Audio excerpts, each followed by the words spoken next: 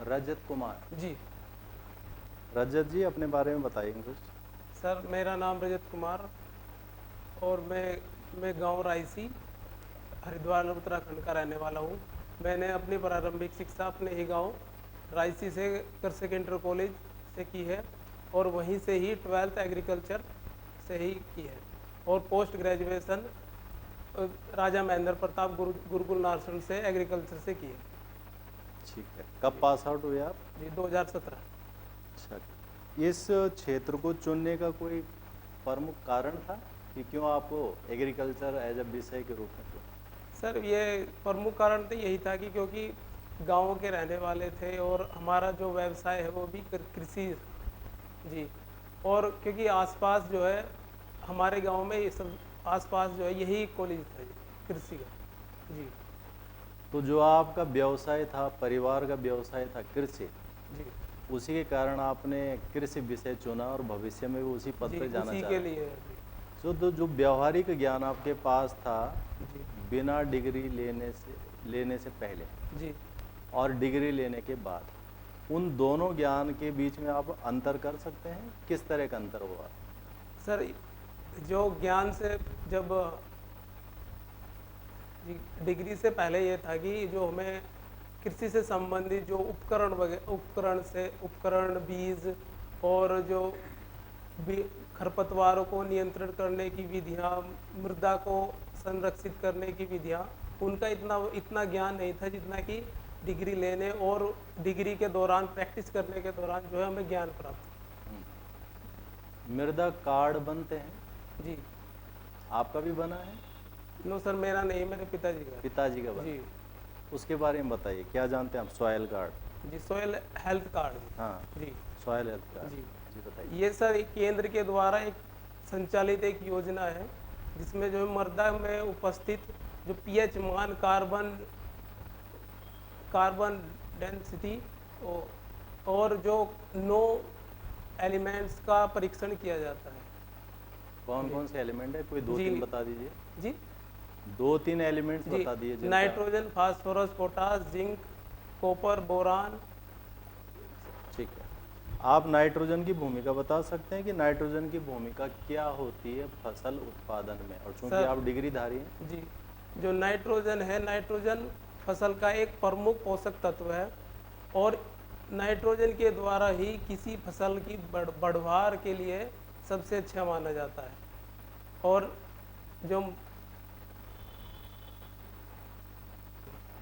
MSc agriculture नहीं था sir. No sir, branch ही ये थी कौन सी कि यूनिवर्सिटी थी आपके? जी HNB। उसमें एग्रीकल्चर नहीं है एमएससी। नो सर, कहाँ से किया? गुरुकुल नारसन से, गुरुकुल नारसन, राजा महेंद्र प्रताप गुरुकुल नारसन से। अच्छा अच्छा, ये यूनिवर्सिटी में ही नहीं है या आपके कॉलेज में नहीं था? नहीं, ये यूनिवर्सिटी में ही नहीं सर। एग्रीकल्चर है ही नहीं, श्रीनगर में नो नहीं सर, है। क्योंकि श्रीनगर में बस ये हॉर्टिकल्चर और सीड प्रोसेसिंग है। आपका एनसीसी बी सर्टिफिकेट, जी, कितने सर्टिफिकेट होते हैं एनसीसी? इसकी जी 3 होते हैं, कौन कौन से?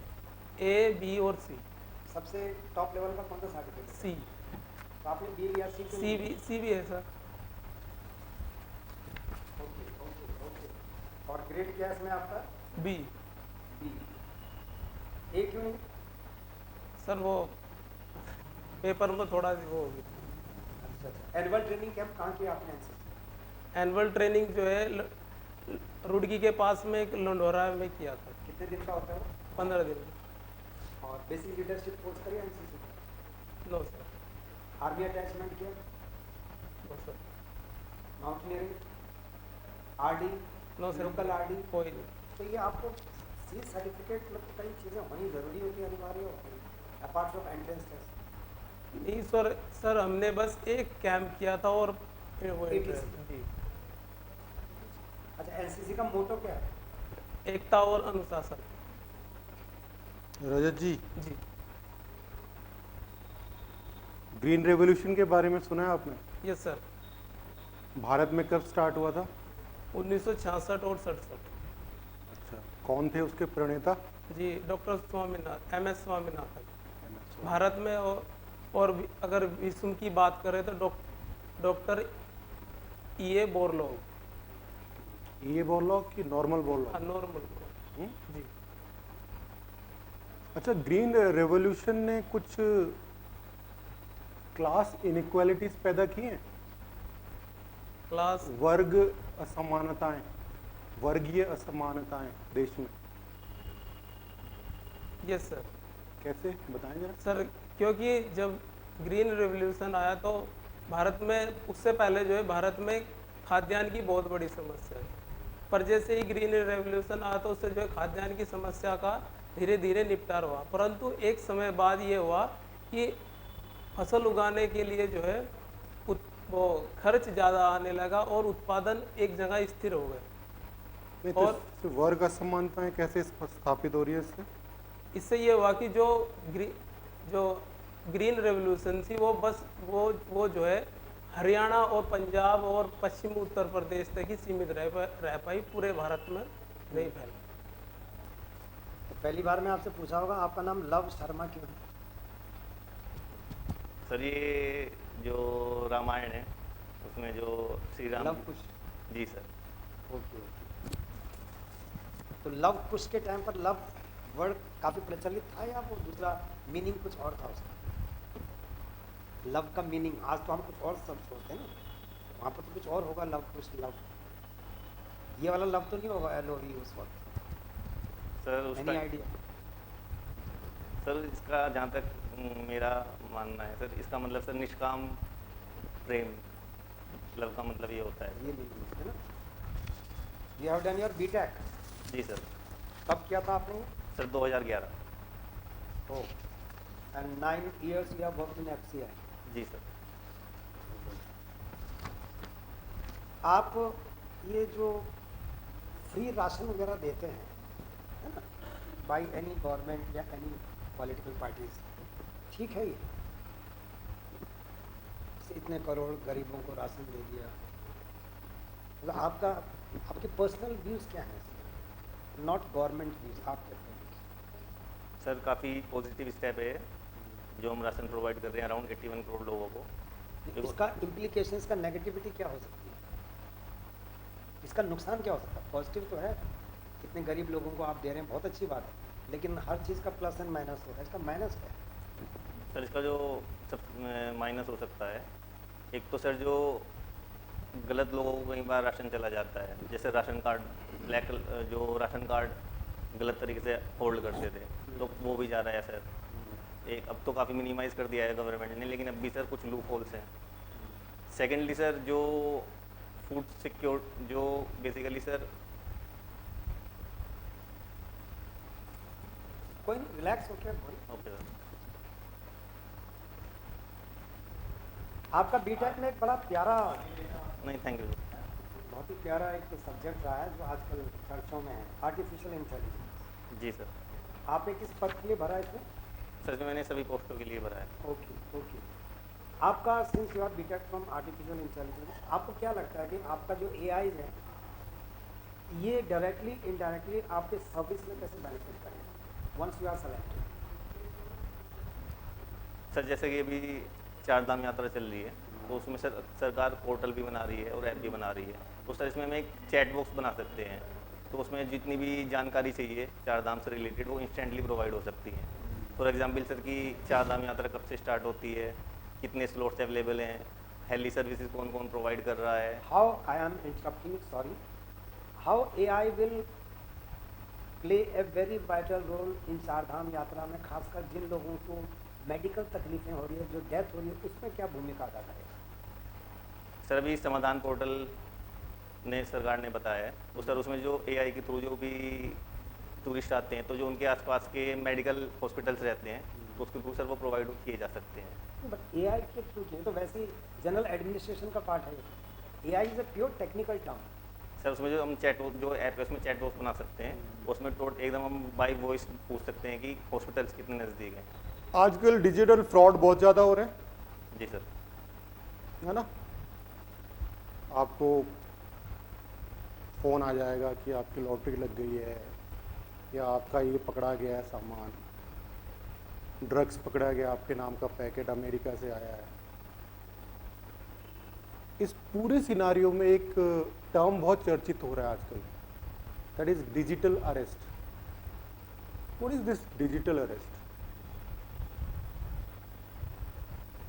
सॉरी सर, अभी मैं अभी चलिए कोई बात नहीं। आज का अखबार पढ़ा है? जी सर। धामी जी ने कहा है कि उत्तराखंड में हमें टूरिज्म को बढ़ावा तो देना है, लेकिन यहाँ के पहाड़ों के टूरिज्म के विकास के लिए हमें इनकी कैरिंग कैपेसिटी का आकलन करना पड़ेगा, यानी धारणीय क्षमता को देखना पड़ेगा, आकलन करना पड़ेगा, एस्टिमेट करना पड़ेगा।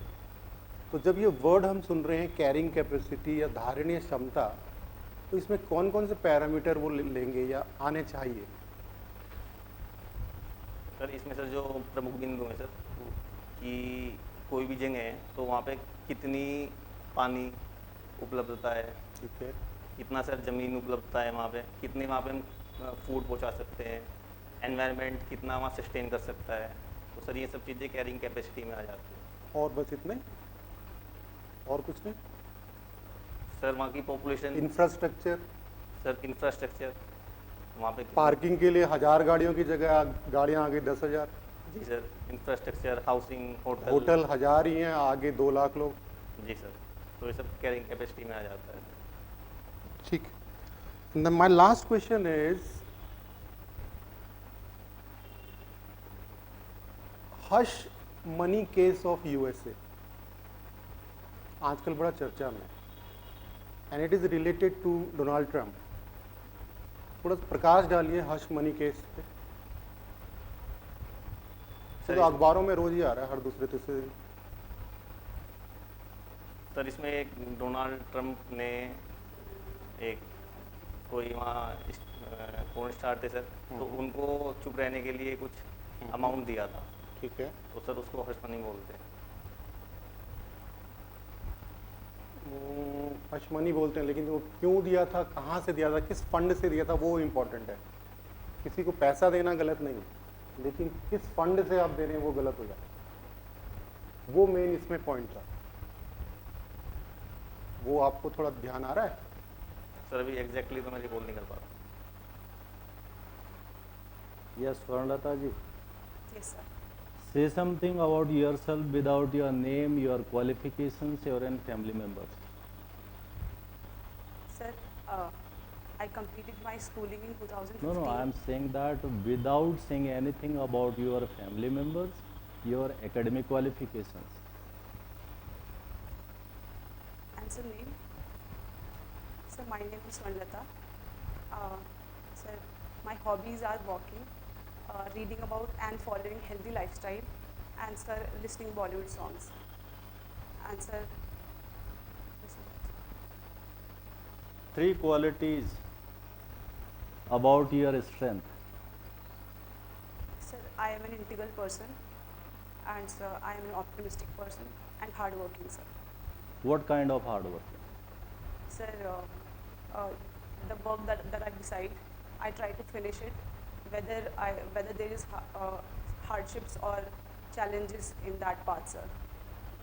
There is one hard work for you, as been if you suppose selected for the post of SDM, Yes. and now your deployment is in Nainital districts, where forest fire is a major issue. Now, how your hard work can be enforced in that problem to tackle it?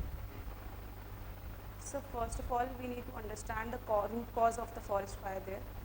Explain me with hard work. Yes, sir. So our first step would be to stop the forest fire with the use of the manpower, by using my expertise also, and by using the workforce that are deployed there for preventing forest fire, sir. So second thing would be the rescue operations. If there are some people affected with that, we need to provide relief to them, sir, from the area. So last option would be, sir, long-term solutions to prevent further spread in the state, sir, of the forest fire. So, I didn't find hard work in that. Every officer will try to tackle the situation in this way. So, where is the hard work, particularly from your side? So from my side, whatever my mandate is, I would try to follow that, sir, there. so then my hard work would be decided, sir. there. Okay, correct. In recent Lok Sabha election, Yes, sir. there is a kind of demand from some certain areas, even from Uttarakhand, hilly terrains, and some of the South Indian states.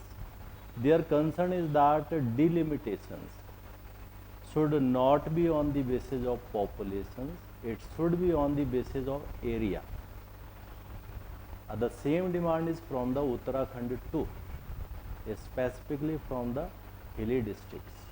Okay. So, what is the concern and reason behind this kind of demand from these respective areas? Sir, the concerns and reasons behind that, sir, southern states and in hilly areas also, the population is declining, sir, and there are, sir, population inequality, of what we can say, sir. So because of that, sir, the seats allocation gets affected, and because of that, sir, their voice gets affected, and they have less representation as compared to the states which has higher population, sir. So, they think that if the delimitation will be on the basis of area, they will have sufficient number of representatives. Yes, sir. Got it? Uh, You want to say this? Sir, no, sir, I'm not saying, sir, in that way, but sir, their concerns are such that Okay. we need to have some readjustment on the basis of population and area as well, so that concerns of the population and the area could be tackled, sir, effectively. Okay. In recent years, what we have seen that there are number of the areas and sector in economy, as like the primary sector, secondary sector, tertiary sector, even fourth and fifth sector. But recently, what we have listened about that gig economy, Yes, sir. gig economy. Yes, sir. It is in very news around the world, even in India, and Government of India is planning to formulate some rules and regulations to tackle the issues and concern that being arises due to the gig economy. So, Yes. what do you mean by gig economy? Sir, gig economy is a form of informal economy where people are hired on the basis of on the temporary basis, and there are lack of security for them, sir. Like, sir, we can say, sir, other social sector benefits are PF funds. They have less availability of that, and sir, That is gig economy. yes, sir. Reading कहा आपने अपने hobbies? Yes. What do you read? Sir, I read about like what type of food we should eat, what in how much quantity we should eat that, sir, in that sense. Much to the healthy aspects and all. Yes, sir, healthy aspects. Okay. तो महान लोगों की नहीं पढ़ते आप पुस्तक? Sir, कुछ महान लोगों की पुस्तकें नहीं पढ़ते? um, us- sir, Means reading में Yes, sir. great people like Vivekananda and all those. I read about them also. But आपका mainly particularly food segment. Yeah, food segment, yes, sir.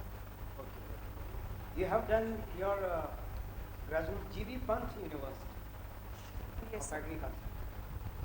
You have no science background. Yes, sir. Science background के बच्चे और अक्सर पंतनगर के या Indian forest के research institute के IFS को ज़्यादा प्रेफर करते हैं, Indian forest service. Have you tried for that? Yes, sir, I have tried, sir. I gave 3 times UPSC prelims, but I could not qualify, sir, that. Sir, this was optional आपने क्या रखे थे उसमें? some anthropology. IFS में anthropology कहाँ है? Sir, not in IFS, but UPSC. Civil services. Yes, sir, civil Okay. services. I'm talking about Indian Forest Service. Sir, no, sir, I have not opted for that because, sir, there is a requirement of 2 options, sir, there. One is, sir, you have to take some technical. Anyway. Okay, few months back, Government of India had started a program or yojana, we could say that the yojana is called Udbhav Yojana. So have you heard about that? It's for Indian military, Sir, for Indian military, armed forces, defense, Udbhav Yojana. And it is somewhere related to the statement which I have just asked you. sir, I have not heard about this No. scheme, sir. Okay. What was Gandhi's reply to communism? Sir, sir, Gandhi का साम्यवाद को जवाब क्या था? sir, communism is extreme form of policy that we follow, but Gandhi ji was more inclined towards socialism, sir. And sir, as communism could lead to, What is communism? First tell me. sir, it's in this philosophy, we try to maintain a stateless society where the abolition of the private properties are done. No capitalism should be there. Yes, sir, no capital. Equality and all this. Yes, sir. Now you are telling that socialism. So how it is different from communism? Socialism is different to socialism. How? So socialism is about middle path that we need to follow. So in communism we follow extreme path. हाँ, मुझे ये बताइए, आप pharmacology क्या किया है आपने? Pharmacy. Pharmacy sir. हाल ही में सुप्रीम कोर्ट का एक डिसीजन आया है कि बैन द 2 फिंगर टेस्ट। क्या है ये 2 finger test and why the Supreme Court is saying that it should be banned? 2 finger test आप नहीं कर सकते। सर अभी याद तो मुझे सर एग्जैक्टली मैंने पढ़ा तो सुना है याद नहीं आ कभी रहा है। 2 फिंगर टेस्ट के बारे में? नहीं सर याद तो नहीं आ पा रहा है। ओके। संभवतः है। कोरोना के बाद कोविड-19 के बाद वर्क फ्रॉम होम बहुत ज़्यादा होने लग गया। कई कंपनियां प्रेफर कर रही हैं। वर्क फ्रॉम होम के कोई 3 डिसएडवांटेज बताइए। सर पहला डिसएडवांटेज तो ये है कि घर के अंदर रह करके साइकोलॉजिकली जब आदमी बाहर घूमता है उसका एक्सपोजर ज़्यादा अच्छा होता है, फिजिकली कांटेक्ट होता है, बातचीत करता है वो। अब वर्चुअल वर्ल्ड में इतना ज़्यादा बिजी हो गया है तो टेंशन एंजाइटी जैसी ये समस्याएं सर प्रिवेल कर रही हैं सोसाइटी में। और दूसरा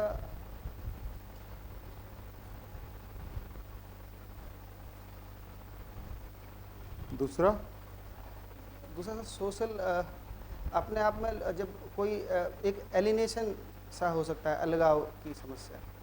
नहीं, परिवार के साथ तो रह ही रहे हो, अलगाव का है का? सर परिवार है, पड़ोस है, दोस्त है, शाम को घूम रहा है। चलिए कोई बात नहीं। मुझे ये बताइए, गोपी थोटाकुरा का नाम सुना आपने हाल ही में?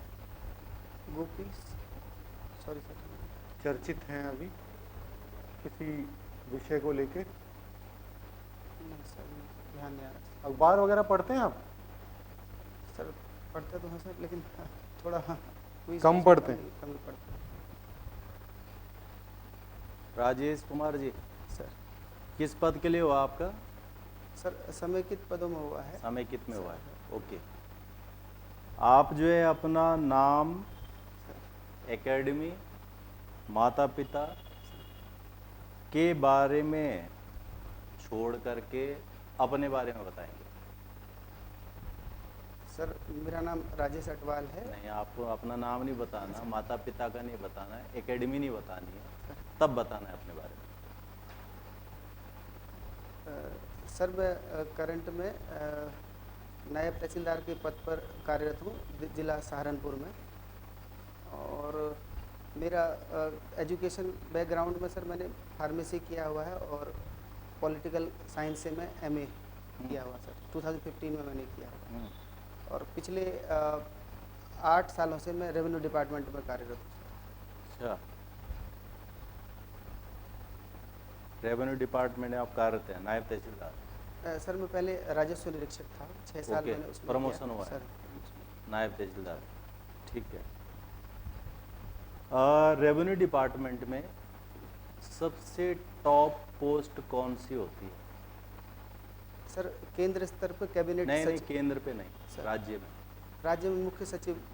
मुख्य सचिव, अ, राजस्व विभाग। राजस्व सर उसमें तो board of revenue chairman sir हमारे राजस्व का नहीं, सबसे आप बोर्ड ऑफ चेयरमैन, आप एक पर्टिकुलर पोस्ट बताइए जो सबसे बड़ी होती है रेवेन्यू की।